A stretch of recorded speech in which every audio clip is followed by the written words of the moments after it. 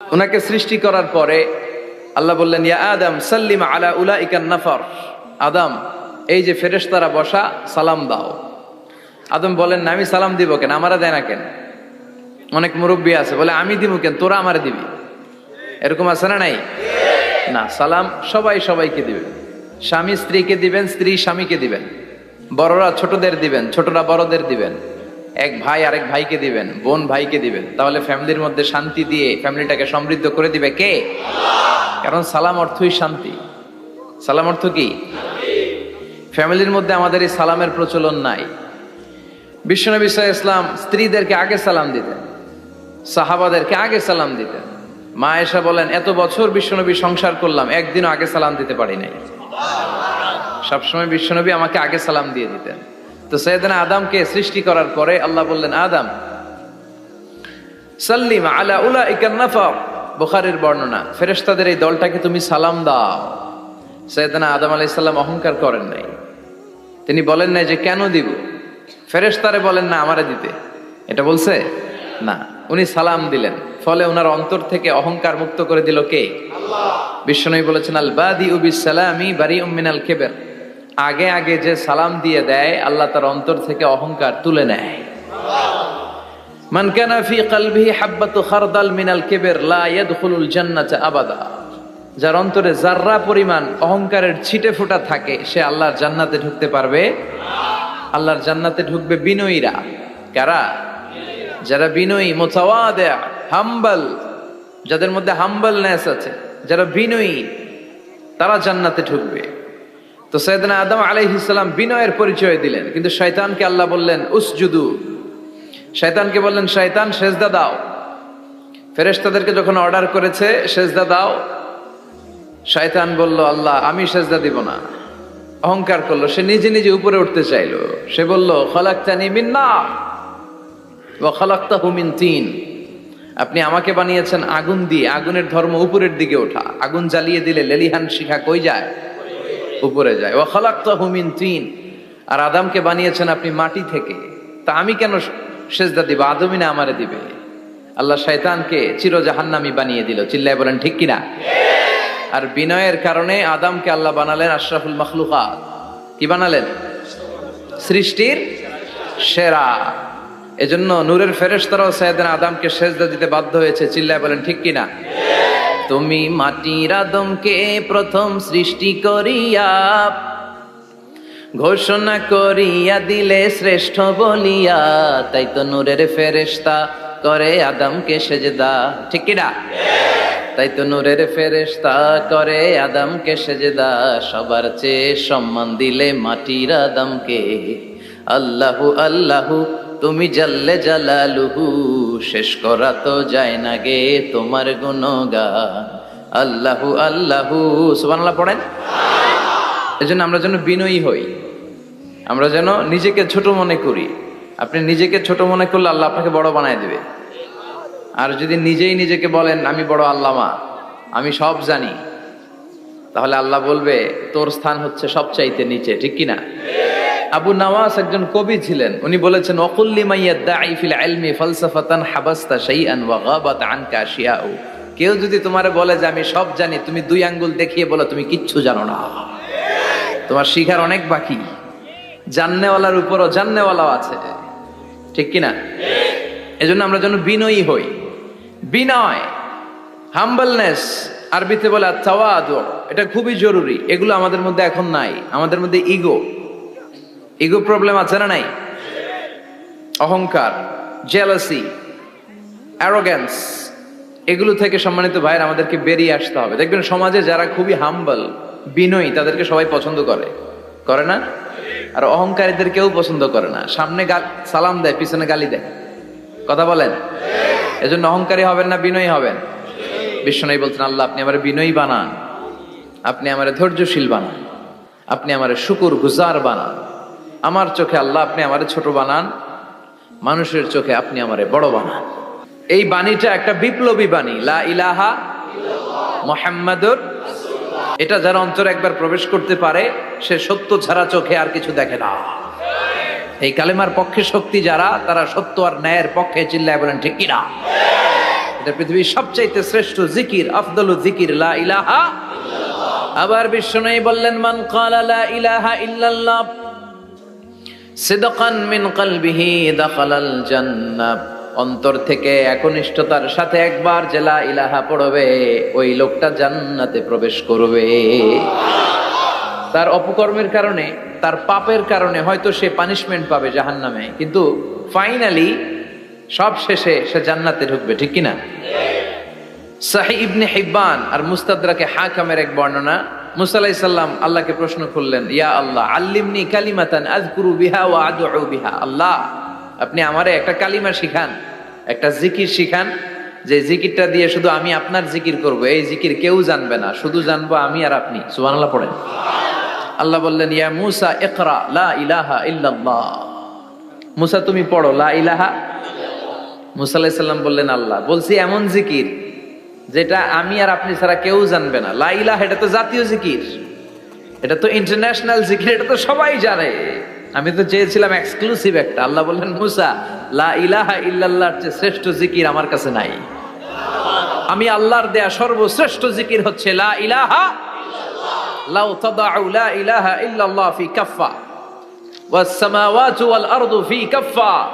ও মুসা, সাত আকাশ সাত জমিন যদি দাঁড়িপাল্লার এক পাল্লায় রেখে দাও আর লা ইলাহা আরেক পাল্লায় রেখে দাও, লা রাজাহাত কাফফাতু লা ইলাহা ইল্লাল্লাহ, মুহূর্তেই লা ইলাহার পাল্লাটা ভারী হয়ে যাবে। এটা একটা বিপ্লবী বাণী, এটা ভিক্ষা করার বাণী নয়।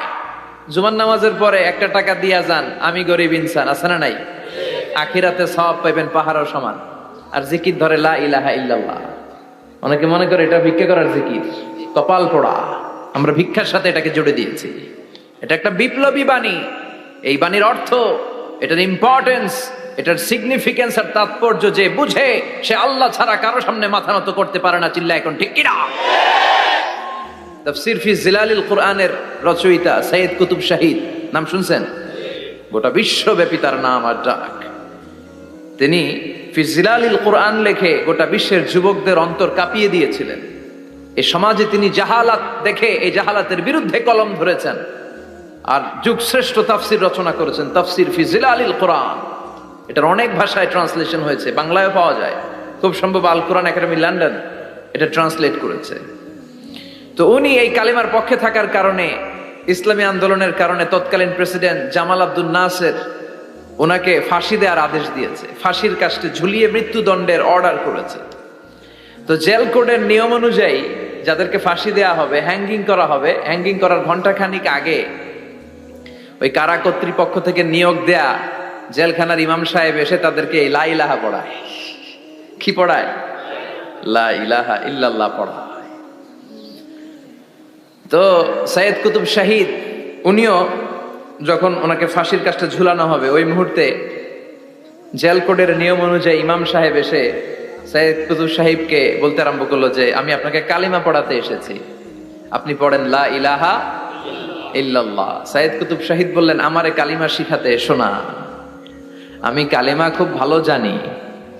যেই কালিমা পড়ার, যেই কালিমা তুমি ফাঁসির আসামিদেরকে পড়ানোর কারণে মান্থলি বেতন পাও, ওই কালিমার ব্যাখ্যা করার কারণে আমাকে ফাঁসির কাজটা ঝোলা লাগছে।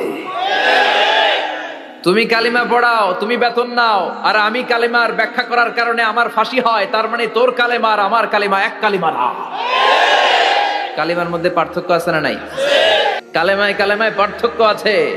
ওই কারা কর্তৃপক্ষের নিয়োগ করা ইমাম সাহেবের লা ইলাহা ইল্লাল্লাহ আর তাফসীর ফি জিলালিল কুরআনের রচয়িতা সৈয়দ কুতুব শাহিদের লা ইলাহা এক কালিমা নয়, এক লা ইলাহা নয়। চিল্লা এখন ঠিক কিনা?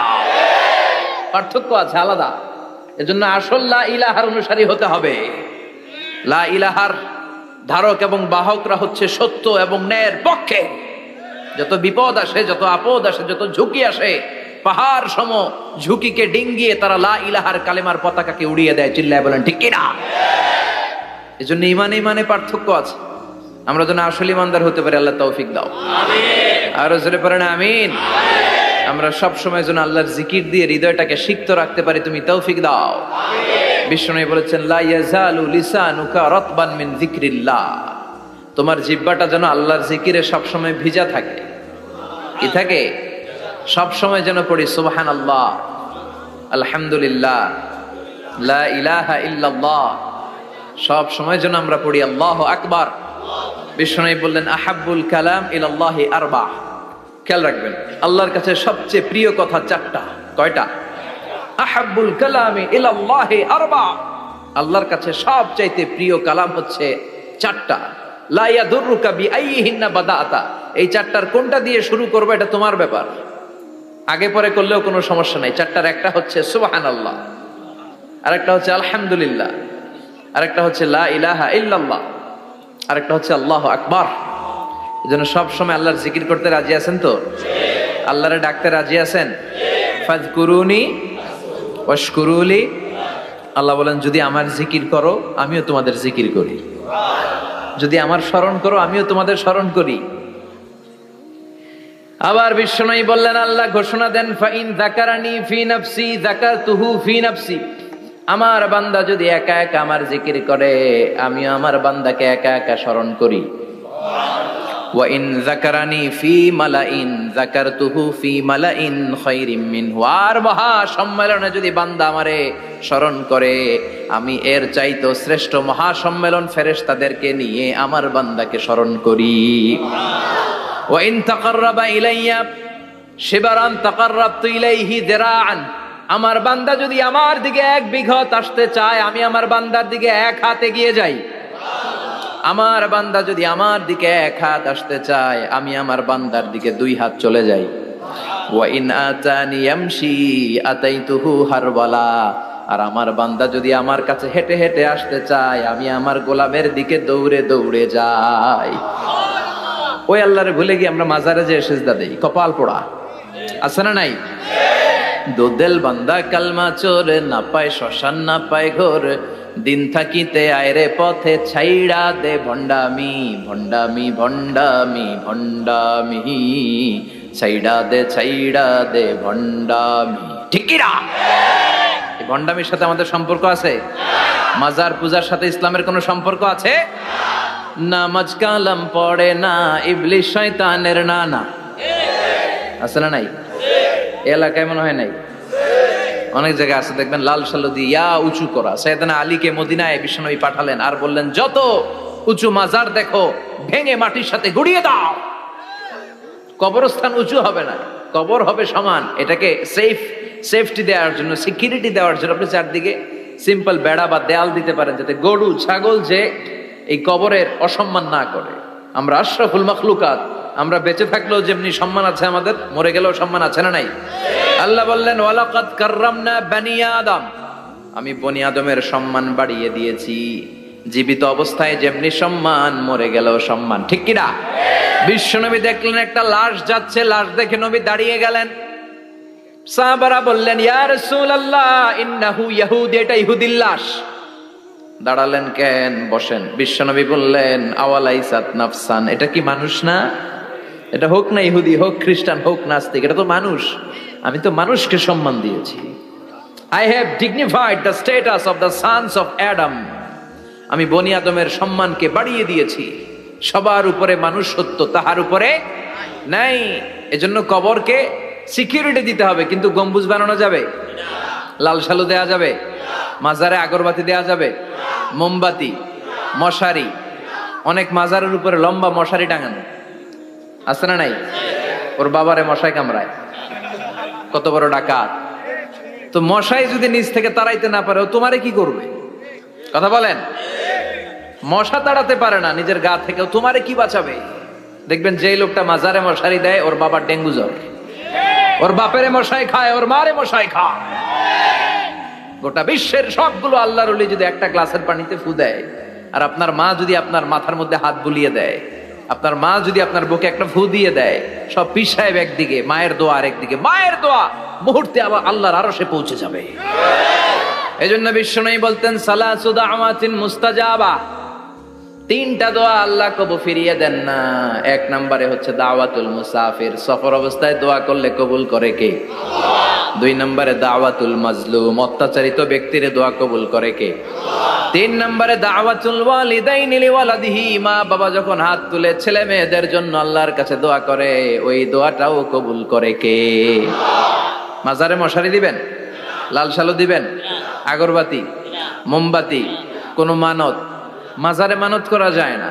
ইন্নী নাযারতু লির-রহমানি সাওমা, মানত করতে হয় রহমানের নামে, মানত হবে একজনের নামে। চিল্লায় বলেন তিনি কে? এজন্য মাজারে কিছু দেয়া যাবে না। নামাজ কালাম পড়ে না ইবলিশ শয়তানের নানা, ধর্মের একখান খুঁটি ধইরা কয়দিন করবা হয়রানি। ভণ্ডামি ভণ্ডামি ভণ্ডামি, ছাইড়া দে ভণ্ডামি। দোদেল বান্দা কালমা চোর, না পায় শ্মশান না পায় ঘোর, দিন থাকিতে আয়রে পথে ছাইড়া দে ভণ্ডামি। ভণ্ডামি ভণ্ডামি ভণ্ডামি, ছাইড়া দে ভণ্ডামি। চিল্লায় বলেন ঠিক কিনা? এগুলোর সাথে আমাদের কোনো সম্পর্ক নাই। ইসলাম হচ্ছে সহজ। আদ-দীনু ইউসরুন লা উসরা ফি, আদ-দীনু ইউসর, দিন সহজ। এতজনের কাছে যাওয়া লাগবে না, আপনি ওই জেলায় যে ওই মাজারে মানত করা লাগবে না, আপনার সিলেটে যাওয়া লাগবে না, আপনার খানজান আলীর কাছে যাওয়া লাগবে না, আপনার কোথাও যাওয়া লাগবে না। আপনি বাড়ির পাশের মসজিদে পড়ে সেজদা দেন, মুহূর্তে দোয়া কবুল করে নিবে কে? রব্বুল আলামিন বলে, গোলাম আমারে ডাকস না কেন? তোর ডাকে সাড়া দেওয়ার জন্য আমি 24 আওয়ার্স রেডি। দুনিয়ার বুকে কোনো বিষয় নিয়ে যদি আমরা বারবার যাই, দুনিয়াতে লোকজন রেগে যায়, ঠিক কিনা? আমি ওনার কাছে গেলাম, ভাই আজকে একটা বিপদে পড়ছি, 500 টাকা দেন, দিয়ে দিল। এরপরের দিন আবার গেলাম, দিল। পরশু দিল, তরশু গেলে শেষা দিয়ে দিবে, একটা মাইট দিয়ে দিবে, ঠিক কিনা? কি পাইছো তুমি? প্রতিদিন 500 টাকা। বারবার কোন একটা ইস্যু নিয়ে কারো কাছে যাওয়া যায় না, এটা লজ্জার বিষয়, ঠিক কিনা? কিন্তু আল্লাহর বিষয়টা উল্টো। সুনানে তিরমিজির বর্ণনা, ইন্নাহু মান লাম ইয়াসআলিল্লাহ ইয়াগদাব আলাই, কোন বান্দা যদি কোনো বিষয় নিয়ে, কোনো ব্যাপার নিয়ে আল্লাহর কাছে বারবার না যায়, আল্লাহ তার উপর রেগে যায়। এজন্য আল্লাহর কাছে বারবার চাওয়ার দরকার আছে না নাই? আপনার মনের জ্বালা যন্ত্রণা পূরণ করে দিতে পারে কে? এটার নাম তাওহীদ। এক আল্লাহ কেন্দ্রিক হওয়া। সব সময় বিপদে আপদে কার কাছে যাবেন? আপনার বিপদ দূর করতে পারে কে? আপনারে অসুস্থ থেকে সুস্থ বানায় দিতে পারে কে? মনের জ্বালা যন্ত্রণা মিটাতে পারে কে? আল্লাহ ছাড়া কেউ পারবে? কোন মুফাসসিরে কোরআন আপনারে বাঁচাতে পারবে? কোন আল্লাহর ওলি বাঁচাতে পারবে? এমনকি আল্লাহর কোন পয়গম্বর, কোন নবী আপনার কিচ্ছু করতে পারে? লিতাকুনু শুহাদা আলান নাস, তোমাদেরকে হতে হবে উম্মাতান ওয়াসাতান, মধ্যমপন্থী উম্মাত, মাঝামাঝি থাকতে হবে। কিন্তু আমরা এদেশে মার্জিনালাইজ করে ফেলি। যারা চরমনায়ের মুরিদ, অন্যদেরকে আর দেখা যাবে না। যারা সরসিনার মুরিদ, এরাই সব, অন্যদিকে যাওয়া যাবে না। যারা জামাত ইসলাম, অন্যদিকে আর যাওয়া যাবে না। যারা হেফাজতে ইসলাম, অন্য কারোর মধ্যে আর হক নাই। যারা আহলে হাদিস, এরা তো সব নিয়েই গেছে, সব হক সুন্নাহ এদের কাছে। কারো মুখের কোনো কথা এদের কাছে কোনো দাম নাই। আপনি যত হকের কথা বলেন, এদের দলেই নাকি ঢুকতে হবে। আমরা যেন মাঝামাঝি হই। আপনি তাবলিগ করতে পারেন, করেন, খুব ভালো। তাবলিগের ভাইদের একটা ভালো গুণ হচ্ছে নিজের খেয়ে নিজের পরে ইসলামের দাওয়াত দেয়, ঠিক কিনা? নিজের টাকা ভেঙে দাওয়াত দিচ্ছে, তো তাদের কারণে অনেকে কালিমা শিখছে, অনেকে নামাজ শিখছে, তাদেরও কন্ট্রিবিউশন আছে না নাই? তো যারা তাবলিগ করেন, আপনি মনে করবেন না যে সব হক, সব সত্য, শুধু আপনি হকের ডিলার, এটা মনে করবেন না। সব সত্য হক এটা আপনার বাবার দাদার সম্পত্তি, এটা মনে করবেন না। সব দলের মধ্যে হক থাকতে পারে, বরং সব দলের ভালো ভালো জিনিসগুলো নিয়ে নিজেকে সাজানো দরকার। কথা বলেন? জামাত ইসলামের মতো, হেফাজতে ইসলামের মতো আন্দোলনের স্পিরিট থাকতে হবে। চিল্লা এখন ঠিক কিনা? আমার সুন্নি ভাইদের মতো নবীর প্রেম অন্তরে থাকতে হবে। চিল্লা এখন ঠিক কিনা? তাবলিগের ভাইদের মতো হৃদয়ে ইখলাস থাকতে হবে। এই সবগুলোর সমন্বয় হচ্ছে ইসলাম, সবগুলোর সমন্বয় ইসলাম। এজন্য কখনো মনে করবেন না যে আমি একদল করি তার মানে অন্য সব দল মনে হয় বাতিল, ওগুলো মনে হয় মুসলমান না, ওগুলো আমার চোখেই ধরে না। এটা ঠিক না, এটা ইহুদিদের স্বভাব। ইহুদিরা শুধুমাত্র হকের ডিলার মনে করতো নিজেদেরকে। ইহুদি ছাড়া বাকি কাউরে ওরা চোখে দেখতে পারতো না। এজন্য আমরা কি কট্টরপন্থী হব না মধ্যমপন্থী? চিল্লায় বলেন, কট্টরপন্থী না মধ্যমপন্থী? আল্লাহ আমারে যতদিন বাঁচিয়ে রাখা, আমি মধ্যম পন্থার কথা বলেই যাব, up to my death. It's my mission, it's my vision. এটাই আমার লক্ষ্য, যে মধ্যম পন্থার ইসলামকে প্রমোট করা, যেটা বিশ্বনবীর ইসলাম, যেটা মদিনার ইসলাম, যেটার মধ্যে বাড়াবাড়ি নাই, ছাড়াছাড়ি নাই, ঠিক কিনা? We have to go back to our Lord. আমাদেরকে ফিরে যেতে হবে আমাদের রবের কাছে। আমরা কেউ আজীবন থাকতে আসি নাই। থাকতে পারবো আজীবন? দাদা চলে গেল, বাবা চলে গেল, মা চলে গেল, মামা চলে গেল, খালু চলে গেল, এরপর আমাদের টনক নড়ে না, তাই না? পাগল পাড়া হয়ে আছে এই পৃথিবীর জন্য। মরতে যে হবে এটা ভাববার সময়টুকু আমাদের নেই। আমরা ব্যস্ত আমাদের ক্যারিয়ার নিয়ে, আমাদের লাইফ নিয়ে, আমাদের সমাজ নিয়ে, আমাদের ফ্যামিলি নিয়ে, আমাদের সন্তান আর সম্পদ নিয়ে আমরা super busy. We are leading a very super busy life. We don't have even a single time to think about death. মৃত্যু নিয়ে ভাবার একটা মুহূর্ত আমাদের নাই। কিন্তু পৃথিবীর সবচাইতে সুনিশ্চিত বিষয় হচ্ছে মৃত্যু, ঠিক কিনা? The most certain thing in our life is death. আমাদের জীবনের সবচাইতে সুনিশ্চিত বিষয় হচ্ছে মরণ, মরবই আমরা। And the most uncertain thing in our life is the time of death. আর আমাদের জীবনের সবচেয়ে অনিশ্চিত বিষয় হচ্ছে মৃত্যুর সময়। আমরা জানি না মরবো, যে এটা জানি, জানেন না? কিন্তু কখন মরবো এটা জানি। এই সূরাটা আপনারে এই জিনিসটা জানান দিতে এসেছে যে দুনিয়ার সম্পদ, লোভ, লালসা এগুলো নিয়ে পড়ে থেকো না। এই যে আমাদের ফ্যামিলি, আমাদের বাচ্চা কাচ্চা, আমাদের এত টাকা পয়সার হিসেব, মাস শেষে বাড়ি ভাড়া, গ্যাসের বিল, এইটা সেটা, আপনি কি মনে করছেন যে আপনি চলে গেলে এগুলো থেমে থাকবে? কিছুই থেমে থাকবে না, সব চলবে আগের মতো। থাকবেন না আপনি। এমন দুনিয়া যেটাতে আমি নাই, সব চলে। সকাল গড়িয়ে বিকেল হয়, শীত শেষে গ্রীষ্ম আসে, দিন শেষে রাত নামে, সব চলে, নাই শুধু আমি। চিল্লায় বলেন ঠিক কিনা? তো এজন্য এগুলি একটু ভাবেন। অনেক ব্যস্ত আমরা। এই দুনিয়ার পুরো জীবনটা এটা হচ্ছে লালসাময় একটা জীবন। লোভ, মরিচিকা, মায়াজাল, এই মায়াজালে আমরা আটকে আছি। ফলে মৃত্যুর কথা আমরা ভুলে গিয়েছি। পাগলের মতো ছুটছি, আরো টাকা লাগবে, আরো খ্যাতি লাগবে, আরো যশ লাগবে, আরো দাপট লাগবে আমার। এত টাকা দিয়ে কি হবে? এত সম্পদ দিয়ে কি হবে? এত ব্যস্ততা দিয়ে কি হবে তোমার? স্টপ, থামুন, অনেক হয়েছে, আম্মা থামুন। Take a rest, take a breath and think about death. Think that you have to go back to your Lord. একটু বসেন না, একটু ভাবেন যে আমাকে চলে যেতে হবে, চলে যেতে হবে। এই কোলাহল, এই ব্যস্ততা এগুলো থাকবে, থাকবো না আমি। সাইয়েদনা ওমর ফারুক বলেছেন, মুতু ক্বাবলা আন তামুতু, মরার আগে একবার মরো। হাসিবু ক্বাবলা আন তুহাসাবু আলাইকুম, তোমার হিসাব নেওয়ার আগে তুমি একবার নিজের হিসাবটা করো না। কাগজ বের করে একটু লিখো না কি কি ভালো কাজ করছিলা, যেগুলো দিয়ে নাজাতের ওয়াসিলা হতে পারে। 1 2 3, আর কি কি আকাম কুকাম করছো দেখো না, লিখে দেখো তোমার অবস্থাটা কি। মরার আগে একবার মরো। মরার আগে খাটের মধ্যে শুয়ে শটান করে চোখ বন্ধ করে একবার মরার ভান করে দেখেন কেমন লাগে। চোখটা বন্ধ করেন আর ভাবেন আপনি নাই, কি কি হতে পারে ভাবেন। আপনার ছেলে মেয়েরা কান্না জুড়ে দিবে, আপনার প্রাণের স্ত্রী বিলাপ শুরু করে দিবে, বন্ধু বান্ধবের চিৎকার আর মাতম, স্থানীয় এলাকার মসজিদে ঘোষণা, অমুক এলাকার নিবাসী অমুক ভাই অমুকের ছেলে অমুক দুনিয়ায় নাই। সব আত্মীয়রা চলে আসবে, ফেসবুকে স্ট্যাটাস দেয়া হবে, সবাই সবাইকে জানাবে বিকাল 4টায় অমুক হাই স্কুল ময়দানে আপনার জানাজা।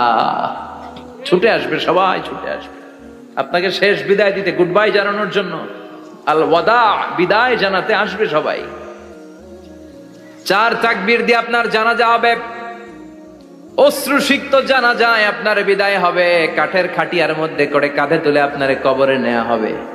আগে থেকে খুঁড়ে রাখা কবরটার মধ্যে আপনারে বিছিয়ে দেয়া হবে। বাঁশের কচি দিয়ে তার উপরে মাটির চাপা দিয়ে সব চলে যাবে। ভাবেন না একবার চোখ বন্ধ করে, this is the circle of life, this is the nature of life. এটা সবার হবে, আমার হবে, আপনার হবে। এত মায়া, এত ভালোবাসা কই যাবে? কেউ থাকবে না, সবাই আপনার অন্ধকার কবরে রেখে দিয়ে চলে আসবে। উপরে বাঁশের কঞ্চি, তার উপরে মাটির চাপা, অন্ধকার আর অন্ধকার। এই অন্ধকার যেন শেষ হতে চায় না, শুধুই অন্ধকার, ঠিক কিনা? এজন্য আমাদের চলে যেতে হবে। দাদা গেল, চাচা গেল, মামা গেল, আমাদেরকেও যেতে হবে, জোরে কোন ঠিক কিনা? একদিন মাটির ভেতরে হবে ঘরে মন আমার, কেন বন্ধ দালান ঘর, প্রাণ পাখি উড়ে যাবে পিঞ্জর ছেড়ে।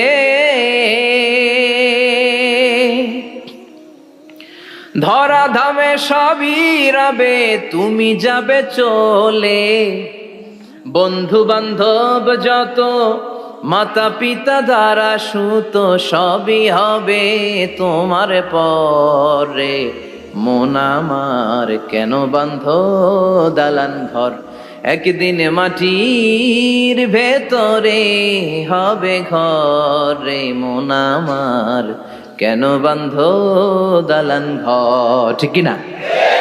সব পরে থাকবে, চলে যেতে হবে আমাদেরকে। এজন্য আখিরাতের কথা যেন আমাদের স্মরণ হয়। বিশ্বনবী বলতেন, নাহাই তুকুমান জিয়ারাতিল কবুর, আমি তোমাদেরকে কবর জিয়ারত করতে আগে নিষেধ করতাম, কিন্তু এখন নিষেধাজ্ঞা প্রত্যাহার করে নিলাম। এখন সব সময় তোমরা কবরের সামনে যাবা আর জিয়ারত করবা। একটু গেলে আখিরাতের কথাটা স্মরণ হবে। ওখানে ছোট শিশুরা শুয়ে আছে, কিশোর যুবকরা আছে, আপনার মতো তাগড়া যুবক মুরব্বীরা আছে। এরা এই এলাকায় থাকতো, এরা আকাশ থেকে নেমে আসে না, এই এলাকার সন্তান আজ নাই। একটা সার্টেন পিরিয়ড শেষে আপনিও থাকবেন না। This is the nature of life, this is the circle of life. ছোট্ট শিশু হয়ে এসেছিলেন, শৈশব, কৈশোর, যৌবন, প্রৌঢ়ত্ব। আগে ছিলেন সিঙ্গেল, বিয়ে করে হয়ে গেলেন ডবল।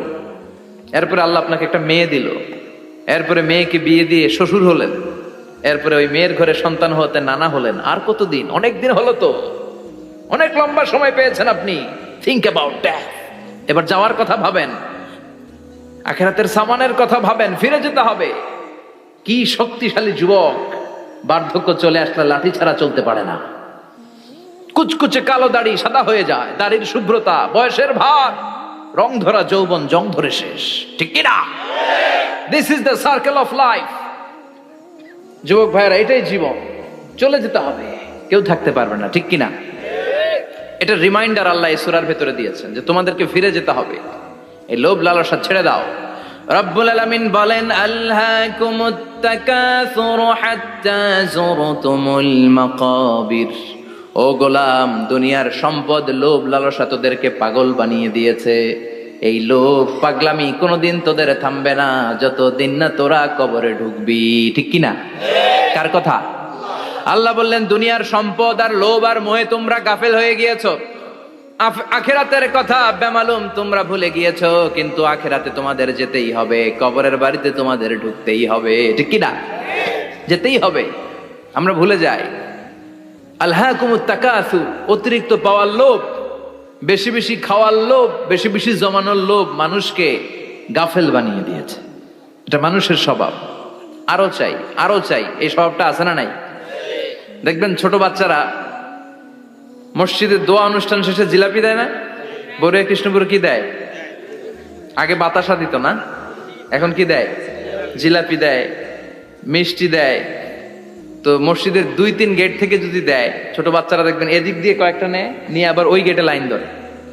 ওর হাত হলো ছোট হাত, ওর হাত ভর্তি জিলাপি, আর নেওয়ার জায়গা না, এরপর আরেক জায়গায় লাইন ধরছে। আরো লাগবে, আরো লাগবে, এই আরো আরো আরো চাই। এই স্বভাবটাই মানুষকে কুড়ে কুড়ে শেষ করে দিয়েছে। এত লাগবে কেন তোমার? চাহিদার কোনো শেষ নাই। Unlimited demand of human being. যার আছে বেশি তার চাই বেশি। যার সাইকেল আছে তার হুন্ডা চাই, হুন্ডা আছে তো প্রাইভেট কার চাই, প্রাইভেট কার আছে তো প্লেন চাই, প্লেন আছে তো হেলিকপ্টার চাই, হেলিকপ্টার আছে তো ওইটা চাই, ওইটা আছে তো সেটা চাই। ঠিক কিনা? এলাকার মেম্বার যে হয়েছে চেয়ারম্যান হতে চায়, আছে না নাই? চেয়ারম্যান সাহেব এমপি হতে চায়, আছে না নাই? এমপি সাহেব মন্ত্রী হতে চায়, আছে না নাই? মন্ত্রী সাহেব প্রধানমন্ত্রী হতে চায়, আছে না নাই? কিন্তু এই দেশে সুযোগ নাই। কথা কন। এই দেশে প্রধানমন্ত্রী সিলেক্টেড। 2-3 জনের বাইরে কেউ প্রধানমন্ত্রী হইতে পারবি না। ঠিক কিনা? আমার এই জীবনে তো আমি 2-3 জনেরই দেখলাম। তো মানুষের চাহিদার কোনো শেষ নাই। যার আছে বেশি তার চাই বেশি। এজন্য বিষ্ণু বলেছেন, উনজুরু ইলা মান হুয়া আসফালা মিন, তোমার চেয়ে যে খারাপ আছে ওর দিকে তাকাও। ওয়ালা তানজুর মান হুয়া আ'লা মিন, তোমার চেয়ে যে ভালো আছে ওর দিকে তাকায়ও না, তোমার চেয়ে যে খারাপ অবস্থানে আছে ওর দিকে তাকাও। অনেকে নিজের অবস্থান নিয়ে সুখী না, এরকম আছে না নাই? আল্লাহ আমার এটা দিল না রে, ওইটা দিল না রে, পাইলাম না রে, কিচ্ছু হয় না, কি করব জীবনে, হতাশ। আসলে আছে কিন্তু অনেক, কিন্তু শুকরিয়া নাই, ডাকাত। ঠিক কিনা? নিজের অবস্থান নিয়ে সুখী না, কিন্তু অনেক লোক আছে তারা আপনার অবস্থানে পৌঁছতে চায়। তাদের দিকে তাকিয়ে দেখেন, আপনি যে অবস্থানে আছেন এই অবস্থানে পৌঁছাটা অনেকের কাছে স্বপ্ন। তারা প্রতিনিয়ত সংগ্রাম আর স্ট্রাগল করে যাচ্ছে আপনার অবস্থানে পৌঁছতে, আর আপনি এটা নিয়ে সন্তুষ্ট না। শেখ সাদির নাম শুনেছেন? বালাগাল উলা কাশাফাত দুজা, এই কবিতাটা রচয়িতা ইরানের বিখ্যাত এক কবি। উনি একবার আর্থিক সমস্যার মধ্যে দিয়ে সময় কাটাচ্ছেন, টাকা নাই, পয়সা নাই, পায়ে দেওয়ার মতো জুতা নাই। উনি খুব দুঃখ পেলেন, হায় রে, আমি ইরানের এত বড় কবি, আমার পায়ে দেওয়ার মতো জুতা নাই। দুঃখ ভরা মন নিয়ে রাস্তায় হাঁটতে বেরোলেন। হাঁটতে হাঁটতে হঠাৎ দেখলেন একটা লোক শুয়ে শুয়ে কাঁদছে, ওই লোকটার দুইটা পাই নাই, পাই নাই। উনি সেজদায় পড়ে গেলেন, আল্লাহর কাছে ক্ষমা চাইলেন, আল্লাহ অনেক দিয়েছো, শুকর আলহামদুলিল্লাহ। এজন্য যেই পরিস্থিতিতেই থাকি না কেন আমরা কি পড়বো? জোরে বলেন, কি পড়বো? এজন্য আল কানাতু মিনাল ইসলাম, অল্পে তুষ্ট থাকার নাম হলো ইসলাম। সম্পদ লাগবে কিন্তু সম্পদের পাহাড় লাগবে না, ঠিক কি না? অল্প খান, অল্প পড়েন, অল্প জামান, অল্পের ভেতরে বরকত ঢুকাইয়া দিছে কে? দেখবেন যাদের সম্পদ অল্প তারা সুখী বেশি। জরিপে এটা দেখা গিয়েছে, অনেক সার্ভেতে এটা এসেছে, যারা সম্পদশালী এরা দুঃখী বেশি, এদের দুঃখ বেশি, টেনশন বেশি। খুব স্বাভাবিক, টাকা যার বেশি রোগ তার বেশি, টাকা যার বেশি টেনশন তার বেশি, টাকা যার বেশি ঘরে শান্তি তার কম। আছে না নাই? ঘরের ভেতরে অশান্তি, ছেলে কথা শোনে না, ছেলে টানে গাঞ্জা, মেয়ে করে পরকিয়া। আছে না নাই? স্ত্রী কথা শোনে না, ভালোবাসা নাই, ঘরটা জাহান্নামের টুকরা। রোগ বালাই, এক একটা হসপিটাল বিল পরিশোধ করতে মাসে 5 লাখ 10 লাখ। আছে না নাই? কিছু খেতে পারে না, ডাক্তার একেবারে ডায়েট মেনু বেঁধে দিয়েছে। ডায়েট, ভেরি ডায়েট মেনু, এটা এটা এটা এটা কিছুই খাবেন না, শুধু গরু খাবেন না, খাসি খাবেন না, চিংড়ি খাবেন না, খালি ঘাস খাবেন। ইচ্ছে মতো ঘাস খাবেন, মানে ঘাস জাতীয় যত আইটেম আছে সব খাবেন। শাক খাবেন, সবজি খাবেন, সালাদ খাবেন। গরু, চিংড়ি, মুরগি, গোশত, ইলিশ কিছু খেতে পারে না। তাহলে রোগ বেশি, খাওয়ার মজা নাই, ঘরে সাংসারিক শান্তি নাই, খালি ব্যারাম আর ব্যারাম, ঠিক কিনা? কিন্তু সম্পদের পাহাড় ঘটেছে। আর অল্প যারা খায়, অল্প পড়ে, রিক্সাওয়ালা, কুলিওয়ালা, অল্প বেতনের চাকরি, কিন্তু হক হালালি মেনে চলে, দেখবেন শান্তি আছে অনেক। হ্যাঁ, বাসা ভাড়া দেয়, ফ্যামিলি চালায়, বাচ্চাদের স্কুল বিল, এরপরও মাস শেষে 1-2 হাজার টাকা হাতে থেকে যায়। আর ওর প্রতি মাসে 10 কোটি টাকা ইনকাম, তারপরও ব্যাংকের ঋণ আছে না নাই? সুখ কারে বলে? কিভাবে আপনি সুখকে ডিফাইন করবেন? সুখ তো টাকায় কিনা যায় না, শান্তি টাকা দিয়ে হয় না, শান্তি দেওয়ার মালিক কে? শান্তি আছে অল্প খেয়ে শুকর করার মধ্যে, শান্তি আছে আলহামদুলিল্লাহর মধ্যে। চিল্লায় বলেন ঠিক কিনা? এজন্য অল্প খাবো, অল্প পড়বো, অল্প জামাবো, অল্পের ভেতরে বরকত দিয়েছে কে? দেখেন, ধনী ভাইরা খেতে পারে না, কিন্তু রিক্সাওয়ালার কি সমস্যা হয়? রিক্সাওয়ালারা সব খেতে পারে। কুলিওয়ালা, দিন মজুর, এরা একেবারে স্লিম সুঠাম দেহি, মেদহীন পেট, পেটে কোনো মেদ নাই, ভুড়ি নাই। আর কোটিপতিদের মেদ আছে না নাই? এত বড় বড় পেট, ঠিক কিনা? আমাদেরও পেট আছে, তবে হালাল পেট, এটা হারাম টাকা দিয়ে এই ভুড়ি বানাই নাই আমরা। চিল্লে বলেন ঠিক কিনা? রিক্সাওয়ালা, কুলিওয়ালা নিজেও নামাজ পড়ে, বউও নামাজ পড়ে, বাচ্চাটাও নামাজ পড়ে, রিক্সা চালায় আর জিকির করে লা ইলাহা ইল্লাল্লাহ। সুখ আর শান্তি, তাদের ঘরে সুখ। ধনী, কোটিপতি, ভিআইপি, সিআইপিস, এদের রাতে ঘুম নাই। 1 ঘন্টা ঘুমানোর জন্য 4টা ট্যাবলেট খাওয়া লাগে, এরকম আছে না নাই? কিন্তু ঘুমের জন্য যে ট্যাবলেট খাওয়া লাগে রিক্সাওয়ালা এটা জানেই না। ওর যেখানে রাইত ওইখানেই, ওর মাথা বিছনায় লাগতে দেরি, ওর ঘুম আসতে দেরি হয়। ওর ঘুমে নাকের ডাকের আওয়াজে ট্রাকের ইঞ্জিনও ফেল। সুবহানাল্লাহ পড়েন। এজন্য অনেক বেশি সম্পদের পাহাড় করা লাগবে, এই চিন্তা যেন আমাদের মাথায় না আসে। চিল্লায় বলেন ঠিক কিনা? এজন্য রব্বুল আলামিন বলেন, আল্লাকুমুত তাকাসুর হাত্তা যুরতুমুল মাকাবির। বেশি বেশি সম্পদ উপার্জনের আকাঙ্ক্ষা তোমাদেরকে আখিরাত থেকে গাফেল বানিয়েছে। এই গাফলতি কশিন কালেও তোমাদের কমবে না যতক্ষণ না তোমরা কবরে ঢুকবা। হাত্তা যুরতুমুল মাকাবির, মাকবারাতুনের প্লুরাল মাকাবির, যতক্ষণ না কবরে না ঢুকবা, কবরস্থান তোমার আবাসস্থল না হবে, ততক্ষণ পর্যন্ত এই চাই চাই মানসিকতা কমবে। মানুষের স্বভাব হলো আরো চাই, আরো চাই, আরো চাই করে। ফকিরেরা কারা? আল্লাহ গালি দিয়ে বললেন, তোরা সব ফকিরনি। তোরা কি? ইয়া আইয়ুহান নাসু আনতুমুল ফুকারাউ ইলাল্লাহ ওয়াল্লাহু হুয়াল গানিয়ুল হামিদ। সুবহানাল্লাহ পড়েন। আল্লাহ ডেকে বললেন, গোলাম আনতুমুল ফুকারা ইলাল্লাহ, তোমরা সবাই ফকির, ধনী হলো একজন, তিনি কে? আল্লাহ শুধু ধনী, আর মানুষের স্বভাব হচ্ছে আরো চাই আরো চাই। ওর 2 তলা বিল্ডিং, আমার 3 তলা লাগবে। ওর 2টা গাড়ি আছে, আমার 3টা লাগবে। আছে না নাই? বিশ্বনবী বললেন, কিয়ামতের আগ দিয়ে মানুষের মধ্যে আকাঙ্ক্ষায় প্রতিযোগিতা বেড়ে যাবে, প্রতিযোগিতামূলক টেন্ডেন্সি। কার চেয়ে কে বড় হতে পারে, কার চেয়ে কে বেশি টাকার পাহাড় বানাতে পারে। আছে না নাই? বিশ্বনবী বললেন, ওয়া আনতারাল হুফাতাল উরাতাল আলাতা রিয়া আশ-শাইয়াতা তাওয়ালুনা ফিল বুনিয়ান।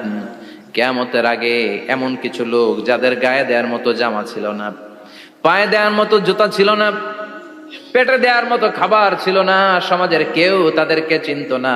হঠাৎ করে এই লোকগুলো ধনী হয়ে যাবে। And they will start to construct, they will compete to construct high rises building in the cities. শহরে গ্রামে এরা বড় বড় বিল্ডিং বানানো শুরু করবে। সরকার কাছাকাছি চলে আসছে। এই যে বিল্ডিং বানানোর প্রতিযোগিতা, কুমিল্লা শহরে আজ থেকে 20-25 বছর আগে 5 তলা 6 তলা একটা বিল্ডিং ছিল না, এখন 10 তলা 20 তলা। আছে না নাই? ঢাকায় আজ থেকে 20 বছর আগে 10 তলা বিল্ডিং খুঁজে পাইতেন আপনি? নাই। গোটা বিশ্বব্যাপী এখন টাওয়ার বানানোর প্রতিযোগিতা। বিশ্বনবী বললেন, এদের কোনো টাকা ছিল না। পৃথিবীর সবচেয়ে বড় টাওয়ার এখন আরব দেশে, এদের কোনো টাকা ছিল না। আরব দেশের সৌদি আরব, কাতার, কুয়েত, বাহরাইন এখন স্বর্ণ আর তেলের খনি পেয়ে আল্লাহরে ভুলে যায়। এদের খাওয়ার মতো কিছু ছিল না। এদেরকে আমার দাদারে শুনতাম বলতো কাবলিওয়ালা বলতো। কি বলতো? এদেশে আসতো জায়নামাজ তসবি ছড়া খেজুর টেজুর বিক্রি করার জন্য। এরা জেলে পাড়ার লোক ছিল। আরব সাগরের তীরবর্তী এলাকার মানুষ, সাগরের মাছ মেরে এরা জীবন ধারণ করতো। আল্লাহ এদেরকে তেলের খনি দিলেন, গ্যাসের খনি দিলেন, এখন তারা বড় বড় টাওয়ার বানায়। আছে না নাই? বুর্জ আল খলিফা, কি উঁচা বিল্ডিং, 828 মিটার উঁচু। জেদ্দায় আছে 1000 মিটার উঁচু কিংডম টাওয়ার। তাইওয়ানে আছে তাইপেডাং টাওয়ার 101 তলা। মালয়েশিয়া আছে পেট্রোনাস টুইন টাওয়ার 88 তলা। চায়নাতে আছে সাংহাই টাওয়ার, একটার পর একটা টাওয়ার। প্রতি বছর অ্যানাউন্স করতেছে যে ওদেরটা আছে আমাদেরটা বড় বানাও। কাতার কয় ওরা বানাইলে আমরা পারবো না কেন, আমরা বানাবো আরো বড়। আছে না নাই? শাগালাত কুমুত তাকাসুর, যে আরো লাগবে, আরো বড় হতে হবে, এই টেন্ডেন্সি মানুষকে আখিরাত থেকে একেবারে গাফেল বানিয়ে দিয়েছে। চিল্লায় বলেন ঠিক কিনা? টাকার পাহাড় বানাতে চায়, দরকার থাকলেও চায়, না দরকার থাকলেও চায়। বর্তমান পৃথিবীর সবচেয়ে ধনী লোকটার নাম জানেন? কি নাম? হ্যাঁ, বিল গেটস। ওর যে কত টাকা ও নিজেও জানে না। ওর পকেট থেকে যদি $100 একটা বান্ডিল পড়ে যায়, এটা তুলতে ওর যত সময় লাগবে, ও না তুলে যদি হেঁটে যে আইডিয়া নিয়ে হাঁটতেছিল ওইটা নিয়ে হাঁটে, ওদিকে আরো বেশি ইনকাম হয়ে যাবে। এত টাকা তার, এটা তোলার সময় তো তার নাই। ওয়ারেন বাফেট নাম শুনছেন? হাজার হাজার কোটি ডলারের মালিক। Prince Walid bin Talal, Saudi ধনকুবের নাম শুনেছেন? ওর একটা বিমান আছে, প্রাইভেট জেট প্লেন। এই বিমানটার 70% মেড অফ গোল্ড। বিমানের 70% স্বর্ণ দিয়ে বানানো। গত কয়েক বছর আগে আমি ব্রুনাই গিয়েছিলাম। ব্রুনাইয়ের সুলতানের নাম হাসান আল বালখিয়া। উনি একটা প্যালেস আরবিতে বলে কাসার, মানে হচ্ছে রাজপ্রাসাদ। পৃথিবীর সবচাইতে বড় রাজপ্রাসাদ ব্রুনাইতে বান্দার শরীফ বেগাওয়ানে অবস্থিত। আমি গিয়েছি ওখানে। প্রায় 1800 থেকে 2000 কক্ষ আছে ওই প্যালেসে, রাজপ্রাসাদে। ওই রাজপ্রাসাদের টয়লেটের কমোড গুলো মেড অফ গোল্ড, স্বর্ণ দিয়ে বানানো। নাউজুবিল্লাহ পড়বেন না? এই হাসান আল বালখিয়া নিজে বিমান চালায়। ওর সংগ্রহে 500টা রোলস রয়েস লাক্সারিয়াস কার আছে। 500 রোলস রয়েস। গুগল ইউটিউব যারা করেন সার্চ দিয়ে দেখবেন ওর কি পরিমাণে গাড়ি।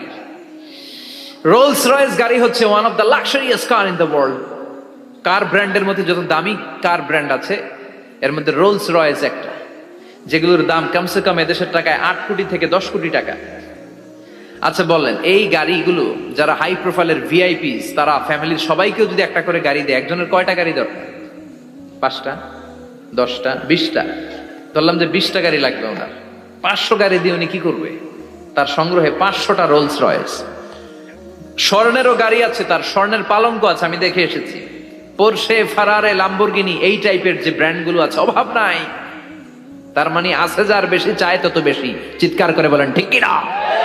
এজন্য আল্লাহ বললেন আল্লাহকুমুত তাকাসুরু হাত্তা যুরতুমুল মাকাবির। দুনিয়ার লোভ তোমাদেরকে আখিরাত থেকে গাফেল বানিয়ে দিয়েছে। দুনিয়ার লোভ লালসার মধ্যে পড়ে আখিরাতকে বেমালুম তোমরা ভুলে গিয়েছো। এই গাফলতি কোনোদিন কমবে না যতদিন না তোমরা কবরে ঢুকো, ঠিক কি না? সম্পদ উপার্জনে ইসলাম বাধা দেয় না, কিন্তু সম্পদ হৃদয়ে স্থান দেয়া যাবে না। সম্পদ উপার্জন করতে হবে, খরচ করে ফেলতে হবে। বেশি সম্পদশালী হতে হলে আল্লাহর সন্তুষ্টির জন্য যাকাত দিতে হবে। কে দিতে হবে? দে যাকাত, দে যাকাত, তোর দিল খুলবে পরে, আগে খুলো খাত। দে যাকাত, দে যাকাত, তোরা দে রে যাকাত, ঠিক কি না? দিল পরে খুলবে, আগে হাত খোলেন। হাত খুললে দেখবেন দিলটারে খুলে দিয়েছে কে? সাইয়েদনা মুসা আলাইহিস সালামের জামানায় ওনার চাচাতো ভাই ছিল মিশরের সবচাইতে বড় ধনী, যাকাত দেয় নাই। তার কি করুণ পরিণতি হয়েছে কোরআনে আছে না নাই? এত সম্পদ ছিল, তার সম্পদগুলো সে সিন্ধুকে আটকে রাখতো। আর এই সিন্ধুকের চাবিগুলো আলগানোর জন্য, কাঁধে নেওয়ার জন্য 10 জন লোক লাগতো। সিন্ধুক কাঁধে নেওয়ার জন্য, সিন্ধুকের চাবি, চাবির গোছা কাঁধে নেওয়ার জন্য কয়জন? তাহলে কি পরিমাণ সম্পদ ছিল? সাইয়েদনা মুসা বললেন, সম্পদের মালিক তুই হস নাই, আল্লাহ বানাইছে। কারণ বলে ইন্নামা উতিতুহু আলা ইলমিন ইনদি, আল্লাহ আমারে সম্পদ দেয় নাই, আমি আমার মেধা খাটিয়ে সম্পদ বানিয়েছি। যাকাত আমি দিব না। মুসা বললেন তাহলে আযাবে পড়বি, কারণ কয় পারলে আযাব আন, পারলে আযাব আন। আল্লাহ বললেন ফাখাসাফনা বিহি ওয়া বিদারহিল আরদ, ও মুসা নিরাপদ দূরত্বে চলে যাও, এখনই ভয়ঙ্কর ভূমিকম্প হবে, আযাব দেব। কারণ সহ কারণের সব সম্পদ আমি জমিনের ভেতরে ঢুকায়া দেব। আমি নিজে কারণের বাড়ি দেখে এসেছি। মিশরের রাজধানী কায়রো থেকে প্রায় 150 কিলো দূর একটা জেলা আছে, ফায়ুম জেলা। ওইখানে কারুনকে আল্লাহ তার সব সম্পত্তি সব মাটিতে দাবিয়ে দিয়েছেন। দাবাতে দাবাতে হাঁটু পর্যন্ত যখন কারুন জামিনে দেবে যায়, ভাবছে উঠে যাবে। কোমর পর্যন্ত যখন মাটির মধ্যে দেবে যায়, ভাবছে উঠতে পারবে। গলা পর্যন্ত যখন দেবে যায়, হাত তুইলা কয় আমি ঈমান আনলাম। ও মুসা, সব সম্পদ তোর আর তোর আল্লাহর লইয়া যা, খালি আমারে বাঁচা, আমারে। সব গাদ্দারদের একই পরিণতি। ফেরাউনরেও যখন আল্লাহ লোহিত সাগরে পানি খাওয়াতে খাওয়াতে পেটটা এত বড়, হাত তুলা কয় আনা মিনাল মুসলিমিন, আমি মুসলমান, আমি ভালো মানুষ। আল্লাহর কোরআন সাক্ষী, সে বলেছে আনা মিনাল বনি ইসরাইলরা যে আল্লাহরে মানে আমিও তারে মানি, আমিও আল্লাহর দলের একনিষ্ঠ কর্মী। আর পানি খাইতে পারি না, আল্লাহ বাঁচাও। আল্লাহ কয় আরো খা। শেষ, ফেরাউন শেষ, নমরুদ শেষ, কারুন শেষ। পুরো সম্পদ সহ আল্লাহ কারুনকে জামিনের ভেতরে দাবিয়ে দিলেন। এজন্য সম্পদ যাদের বেশি, যাকাত দেওয়ার দরকার আছে না নাই?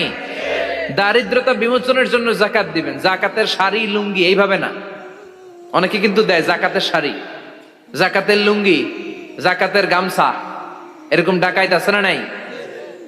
বাংলাদেশে এমনও হয়েছে জাকাতের শাড়ি দিবে বলে সে পত্রিকায় নিউজ করেছে, আর ওই শাড়ি আনার জন্য শাড়ি দিবে 5,000, মানুষ এসেছে 5 লক্ষ।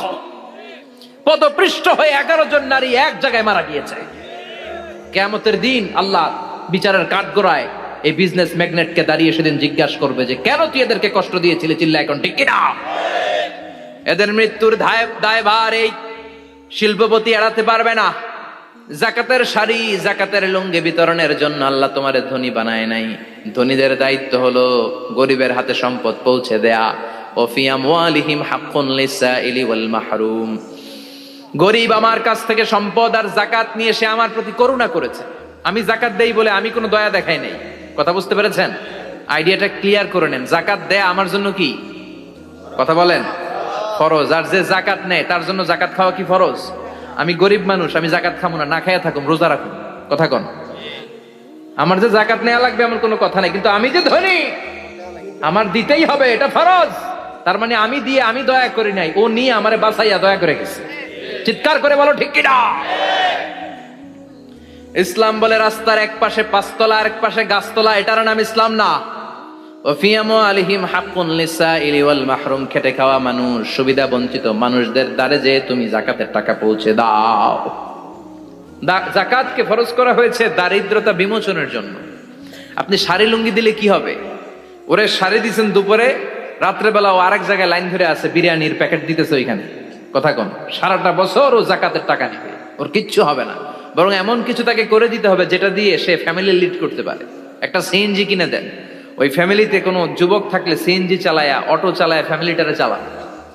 একটা টঙের দোকান করে দেন, চায়ের দোকান, চা বিক্রি করে ফ্যামিলিটারে চালাবে। অস্ট্রেলিয়ান একটা গাই কিনে দেন, গরুর দুধ বিক্রি করে তার ফ্যামিলি চলবে। কিংবা মাছের একটা খামার করে দেন, মুরগির খামার করে দেন, ঠিক কিনা?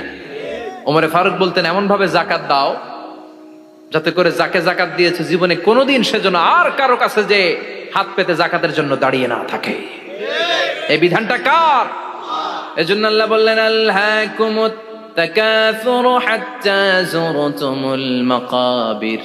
দুনিয়ার লোভ লালসা তোমাদের কমবে না যতদিন না তোমরা কবরে ঢুকো। কার কথা? চিল্লায় বলেন কার? এজন্য দুনিয়ার প্রতি যে আমাদের লোভ, এটা কি বাড়াইতে হবে না কমাইতে হবে? এই দুনিয়ার জীবন এটা ক্ষণিকের। আমাল হায়াতুদ দুনিয়া ইল্লা মাতাউল গুরুর। এটা ভোগের সামগ্রী, আজ আছে কাল না, এটা হাতের ময়লা। দুনিয়ার এই জীবনের দৃষ্টান্ত হচ্ছে 4টা স্বর্ণের টুকরা আর 3টা লাশের মতো। স্বর্ণের টুকরা 4টা, চিৎকার করে বলেন তো কয়টা?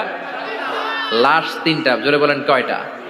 অনেক অনেক আগের যুগের 3 জন যুবক জীবিকার তাগিদে তারা বের হয়েছে কর্মসংস্থান করে খাবে।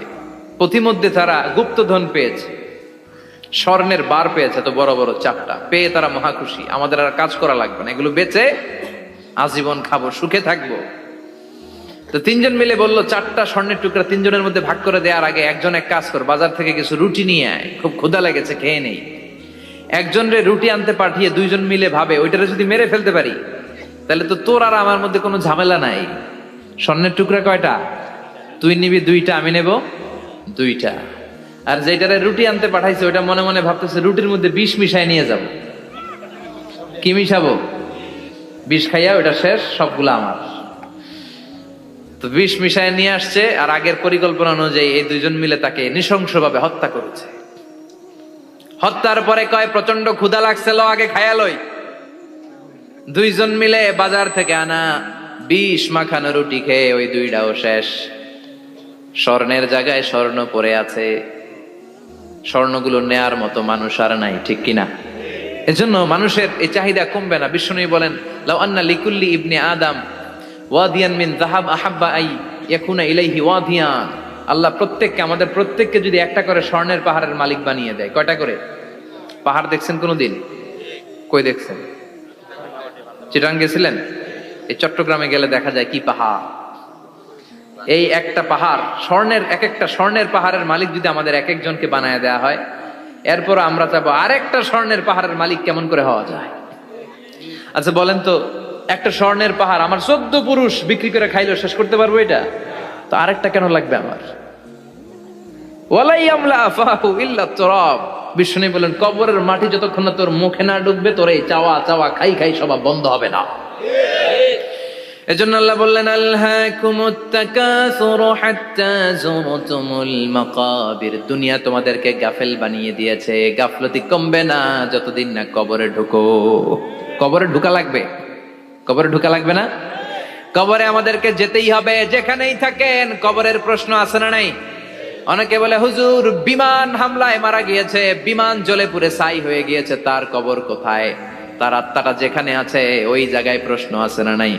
অনেকে বলে হুজুর সাগরের মধ্যে পড়ে মারা গিয়েছে, তিমি মাছ খেয়ে ফেলেছে, তার কোনো অস্তিত্ব নাই, কিন্তু তার রুহুটা আছে না নাই?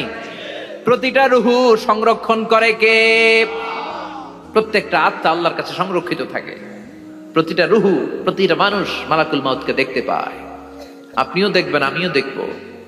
মুমিনদের কাছে এসে মালাকুল মাউত একজন যুবকের বেশে সাদা ধবধবে জুব্বা পরে সুগন্ধি মেখে মুমূর্ষু ব্যক্তির শিয়রে বসে বসে বলে ইয়া আইয়াতুহান নাফসুল মুতমাইন্না, হে প্রশান্ত আত্মা, উখরুজি ইলা মাগফিরাতুল্লাহি ওয়া রিদওয়ানি, আল্লাহর ক্ষমা আর দয়ার দিকে বের হয়ে আসো। বলা মাত্রই মুমিনের আত্মাটা স্মুথলি বের হয়ে আসে। কাফান মিন আকফানিল জান্নাহ, হানুত মিন হানুতিল জান্নাহ, জান্নাত থেকে আনা সুগন্ধি কাফনের মধ্যে পেঁচিয়ে তিনি রূহটাকে নিয়ে ইল্লিনে চলে যায়। সরাসরি দেখে মালাকুল মাউতকে। আর যারা ইসলাম বিরোধী, কোরআন বিরোধী, তাদের সামনে এসে মালাকুল মাউত ত্রাস সৃষ্টি করে। আগে ধমক। হাইওয়েতে মাঝে মাঝে ডাকাতি হয় না? বাসগুলোর মধ্যে যখন ডাকাতি হয়, বাসে থাকে 50 জন, ডাকাত ঢুকে 5 জন, এই 5 জনের ভয়ে সবগুলো পেশাব করে দেয়, কারণ ত্রাস সৃষ্টি করে। এসেই চাইনিজ কুড়াল দিয়ে আগে কুবায় দেয় 4-5 জনের, রক্ত দেখে কি দেওয়ার সব আগে রেডি করে রাখে। মালাকুল মাউত এসে কাফের নাস্তিক মুশরিকদের সামনে সেরকম একটা ত্রাস সৃষ্টি করে, ভয়ে লোকটা কাঁপতে থাকে। ওর কাছে ভদ্র ভাষায় কথা বলে না, সুন্দর জামা পরে আসে না, কালো কুচকুচে চেহারা, ভয়ঙ্কর একটা রূপ নিয়ে, আকৃতি নিয়ে ইসলাম বিরোধীদের মাথার সামনে আসে, দুর্গন্ধযুক্ত চেহারার দেহ নিয়ে ধমক দিয়ে বলে, ও পাপাত্তা, ইয়া আইয়াতুহান নাফসুল খাবিসা উখরুজি ইলা গাদাবিল্লাহ, হে পাপাত্তা, আল্লাহর রাগ, ক্রোধ আর গজবের দিকে বের হয়ে আয়। মুমিনের আত্মা বলার সাথে সাথে যেমনি মুমিনের দেহ থেকে বের হয়ে জান্নাতি কাফনের ভেতরে ঢুকে, কাফেরদের আত্মাও কি এরকম তাড়াতাড়ি বেরোতে চায় নাকি? কাফেরদের আত্মা বেরোতে চায় না, ডানে দৌড়, বায়ে দৌড়, সামনে দৌড়, পেছনে দৌড়, আহা দৌড়াদৌড়ি করে। মালাকুল মাউত এটাকে টেনে হিচড়ে, একটা জীবিত ছাগলকে জবেহ না করে, জবাই না করে, তার চামড়া উল্টার দিকে টেনে হিচড়ে বের করলে ছাগলটা যত কষ্ট পায়, এর চেয়ে কমসে কম 70 গুণ বেশি কষ্ট দিয়ে কাফের মুশরিক আর গাদ্দারদের রূহ কবজ করা হয়। আল্লাহ এই পরিস্থিতি থেকে তুমি আমাদের বাঁচাও। মুমিনদের রূহ যেমনি কবজ হয়, ওইভাবে রূহ কবজের ব্যবস্থা করে দিও। ইমানের মৃত্যু নসিব করে দিও, শাহিদি মৃত্যু নসিব করে দিও। আমাকে শহীদ করে সেই মিছিলে শামিল করে নিও, যে মিছিলের নেতা মীর হামজা খোবায়েবে খাব্বাব, আল্লাহর কাছে ছিল অতি প্রিয়, শামিল করে নিও। আমাকে শহীদ করে সেই মিছিলে শামিল করে নিও। পড়েন আমিন, আরো জোরে পড়েন আমিন। তার মানে বিমান দুর্ঘটনায় হোক, কিংবা লঞ্চ ডুবিতে হোক, কিংবা আগুনে পড়ে হোক, কিংবা আত্মঘাতী হামলায় হোক, যে যেখানেই মারা যায়, কবরের 3টা প্রশ্ন তার জন্য আছে না নাই? ইসলাম বিরোধীদের জন্য প্রশ্ন 3টা, আপনারা যারা মুমিন তাদের জন্য 4টা, আপনাদের জন্য একটা বেশি। আলহামদুলিল্লাহ কোন? কবরে এসে প্রথম প্রশ্ন করবে, মুনকার নাকির যখন চলে আসবে, 40 কদম যখন আত্মীয় স্বজনরা লাশটাকে কবরের মধ্যে দিয়ে 40 কদম চলে যায়, তখনই ফেরেশতা চলে আসে। আহা, শেষ, সব শেষ। এসেই পরীক্ষা শুরু। মার রব্বুক, তোর রবের নাম কি? চিল্লায় বলেন, আমাদের রবের নাম কি? আমরা বলবো রব্বি আল্লাহ, আল্লাহ আমারে রব। দমে দমে তনু মনে তারি অনুভব। পড়েন, আল্লাহ আমারে রব। তোমার দুনিয়াতে আমি যেদিকে তাকাই, অথই নিয়ামাতে ডুবে আছি সবাই। পাখ পাখালির গানে শুনি তসবিহ কল রব, তসবিহ কল রব, আল্লাহ আমারে রব। প্রথম প্রশ্ন, তোমার রব কে? আমরা বলবো আমাদের রব আল্লাহ। দ্বিতীয় প্রশ্ন, ওমা দীনু, তোমার ধর্মের নাম কি? আমরা কি বলবো?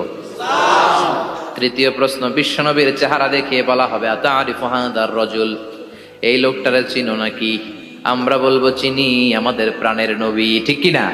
চাঁদের চেয়ে সুন্দর তুমি নবী আমার কমলিওয়ালা, দু জাহানের বাদশাহ তুমি প্যারা নবী সাল্লে আলা, চাঁদের চেয়ে সুন্দর তুমি নবী আমার কমলিওয়ালা, ঠিক কি না? 3টা প্রশ্নের যথাযথ উত্তর যখন দিয়ে দিলেন, আপনার জন্য অতিরিক্ত আরেকটা প্রশ্ন করা হবে, ওয়ামা ইলমুক, তোমার নলেজ কি? 3টা প্রশ্নের উত্তর যে তুমি করতে পারলা, কিভাবে পারলা, কেমনে জানলা? নকল করে বলছো নাকি জেনে বুঝে আসছো? নকল হয় না? এখন তো পরীক্ষা চলতেছে বোধহয়। কি পরীক্ষা? এসএসসি পরীক্ষা। নকল হয়? কৃষ্ণপুরে নকল নাই না? এখন মনে হয় এগুলো একটু কমছে। একটা সময় ছিল অনেক নকল হইতো। পাঞ্জাবের ভিতরে নকল, পকেটে নকল, টুপির ভিতরে নকল, মৌজার ভিতরেও নকল। এমনকি মেয়েরাও নকল করে পরীক্ষার হলে, আছে না নাই? স্কেলের মধ্যে লিখে নিয়ে যায়, হাতের মধ্যে লিখে নিয়ে যায়, ওড়নায় লিখে নিয়ে যায়, কাপড়ে লিখে নিয়ে যায়, আছে না নাই? ফেরেশতারা বলবে, নকল করছো নাকি? কেমনে জানলা? তিনটা প্রশ্নের উত্তর তুমি কেমনে বললা? আল্লাহ তোমার রব, ইসলাম তোমার ধর্ম, এই লোকটা বিশ্বনবী কেমনে চিনলা? আপনাকে তখন বলতে হবে আমি কোরআন থেকে শিখেছি, আমি হাদিস থেকে শিখেছি, আমি ইসলাম জেনে বুঝে মেনেছি, আমি আন্দাজে কোথাও ঘুরি নাই। চিল্লা এখন ঠিক কিনা? আপনাকে বলতে হবে। এজন্য শিখতে হবে, প্রতিনিয়ত ইসলাম সম্পর্কে জানতে হবে, আখের গোছাতে হবে, জীবনটাকে আলোকিত করতে হবে। চিল্লায় বলেন ঠিক কিনা? চারটা প্রশ্নই যখন হয়ে গেল, ফেরেশতারা বলবে আহলান ওয়া সাহলান ওয়া মারহাবান বিক, খোশামদেদ, কংগ্রেচুলেশন, খোশামদেদ, কংগ্রেচুলেশন। সব প্রশ্নের উত্তর তুমি পেরেছো। ফায়ুফসাহু লাহু কবরুহু ৭০ যিরান, আপনার কবরটারে ৭০ হাত লম্বা করে দেয়া হবে। ওয়া ইফতাহু লাহু বাবুন ইলাল জান্নাহ, আপনার কবর থেকে জান্নাতের দিকে দরজা খুলে দেয়া হবে।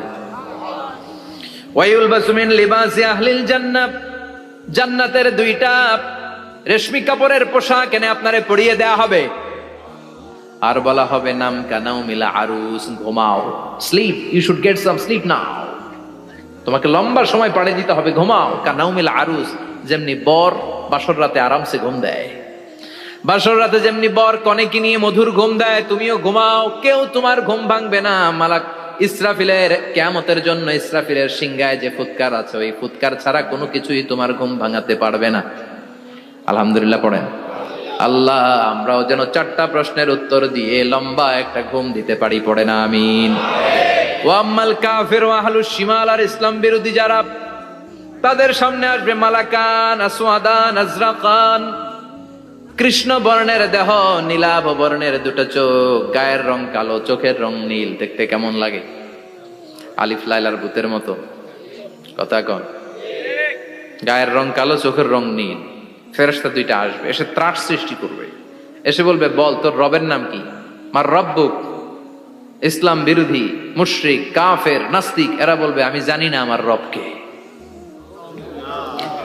আমি জানি না, আমি তো আজীবন শুধু চেয়ার করেছি, মদ খেয়েছি, আমি ধর্ষণে সেঞ্চুরি করেছি দুনিয়ার বুকে, আমি টেন্ডারবাজি করেছি, চাঁদাবাজি করেছি, আমি মাস্তানি করেছি, আমার দাপটে এলাকার ইসলাম প্রিয়রা বাসায় ঘুমাতে পারে না। আমি ছিলাম টেন্ডারবাজ, আমি ছিলাম গডফাদার, সন্ত্রাসীদের লিডার, আমি ছিলাম ডন 1 2 3 সব, আমি ছিলাম ডনের ডন, আমি ছিলাম মাস্তান রংবাজ। রব টপ কি আমি তো জানি না। লাদ্রি লাদ্রি, আমার জিজ্ঞেস করো না। আবার প্রশ্ন করা হবে ওয়ামা দীনুক, তোর ধর্মের নাম কি? বলবে লা আদরি, আমার কোনো ধর্ম নাই, আমার কোনো ধর্ম নাই, আমি শুধু মৌজ মাস্তিতে ছিলাম, আমি আনন্দ ফুর্তি করেছি, ইসলাম নিয়ে আমার মাথা ব্যথা ছিল না, আজীবন ইসলামরে আমি বাস দিয়েছি। চিল্লায় বলেন ঠিক কিনা? ইসলাম বিরোধীদের সাথে ছিল আমার চলাফেরা, আমার সব সাঙ্গপাঙ্গ ছিল গুন্ডা বদমাশ ইসলাম বিরোধী। রব কি, ইসলাম কি, এগুলো আমি জানি না। আমার এগুলো জিজ্ঞেস করো কেন? ধর্ম কি আমি জানি না, আমি কিচ্ছু মনে করতে পারছি না। 3 নম্বর প্রশ্ন করা হবে আতারিফু হাদার রাজুল, দেখো তো এই লোকটারে চিনো কিনা? কয় না, চিনি না, তবে মনে হয় এই লোকটারে দুনিয়ার বুকে আমি গালি দিতাম, এই লোকটার বিরোধিতা করতাম, ব্লগের মধ্যে এই লোকটার ব্যাপারে কুৎসা রটনা করতাম, এই লোকটার কার্টুন বানিয়ে আমি হিংসা ছড়িয়ে দিতাম, এই লোকটার ব্যাপারে আমি এলাকার মধ্যে অপপ্রচার চালাতাম। ফেরেশতারা বলবে তাই? এই ছিল তোর ডিউটি? দাঁড়া, এখনই আমাদের খেলা শুরু, এখনই শুরু। ফায়ুতরাকু বিমাতারিকা মিন হাদিদ, লোহার একটা হাতুড়ি দিয়ে মাথা থেকে পা পর্যন্ত পিটানো হবে, পিটিয়ে ওর গোশতর হাড্ডিগুলোকে থেতলে ফেলা হবে। ওয়ায়ুকালু লিল আরদি ইলতাইমি, কবরের দুই পাশের মাটিরে বলা হবে এবার দুই দিক থেকে তোরা চাপ দে, চাপ দেয়া হবে, ধাক্কা ধাক্কি করেও সে সুবিধা করতে পারবে না। মাটি আস্তে আস্তে আস্তে আস্তে দেহের দুই দিকে লেগে এমন জোরে দুইটা চাপ দিবে, ফাতাখতালিফা আদলাউহু, তার ডান পাশের পাজরের হাড্ডি বাম দিকে ঢুকে যাবে, বাম দিকের হাড্ডি ডানে চলে যাবে। বিশ্বনবী বললেন এই হাতুড়ি দিয়ে পিটানোর শাস্তি, কবরের চাপ দেওয়ার শাস্তি চলতেই থাকবে হাত্তাল কিয়ামা, কিয়ামত পর্যন্ত। আল্লাহ এই কবরের শাস্তি থেকে আমাদের বাঁচাও। আমরা এই আযাব পেতে চাই না, আমরা যেন ঠিকভাবে কবরের 4টা প্রশ্নের উত্তর করে দিয়ে লম্বা ঘুম দিতে পারি। আল্লাহ তুমি তৌফিক দাও। এজন্য আল্লাহ বললেন, গোলাম দুনিয়া নিয়ে পাগল হয়ে থেকো না। এই দুনিয়ার জীবন আসল জীবন নয়, আসল জীবন হলো কবরের জীবন। জোরে বলেন ঠিক কিনা? এই জন্য মাঝে মাঝে কবরে যাবেন, কবরস্থানে দাঁড়িয়ে চিন্তা করবেন, এই জায়গায় আমারও আসতে হবে। দিন যাবে, রাত আসবে, বৃষ্টি হবে, শীত আসবে, কেউ আমার দেখতে আসবে না। একা থাকতে হবে, একা, বড় একা, অন্ধকার, বড়ই অন্ধকার। ওই কবরের জীবনের সামান গোছানোর দরকার আছে না নাই? ওই কবরের সুখে শান্তিতে থাকতে চাইলে নামাজ পড়ার দরকার আছে না নাই? কোরআন পড়ার দরকার আছে না নাই? ছেলে মেয়েগুলোরে মানুষের মতো মানুষ করার দরকার আছে না নাই?